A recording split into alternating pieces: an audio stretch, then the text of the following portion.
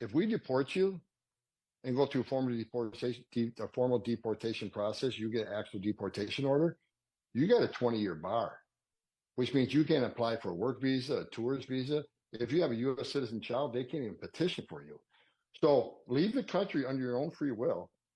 Don't get a deportation order. And you can apply for a work visa. You can apply for a visitor visa. If you have relatives that can petition for it, that can happen.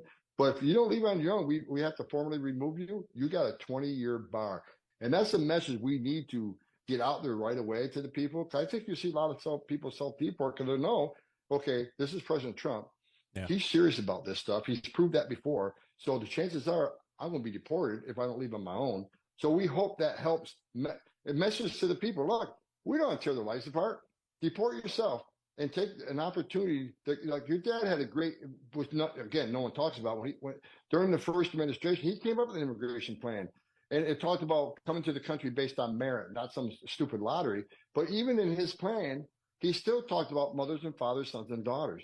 So there will be an opportunity for people to come back legally if they choose to deport and do the right thing. So I think very soon after President Trump takes office, you're going to see another plan go out that makes common sense. He even had a plan for the DACA people, but Nancy Pelosi and Chuck Schumer shut it down. So there is hope for people who want to be part of the greatest nation on earth, but you got to do it legally. And there's going to be ways to do that. But don't get an order of deportation or you lock yourself up for 20 years. I love that. And you see, I mean, the biggest sort of trope from the left lately, I mean, it seems kind of racist, has been basically, who's going to pick your crops? Who's going to do this? Like, I mean, it seems like you solve that with that alone, which is like, hey, you get a work visa. If you come here, you don't just get birthright immunity if you start having children. I mean, you can do that, and they can sign up for it. They can get the jobs. We can fill the jobs that may or may not be needed.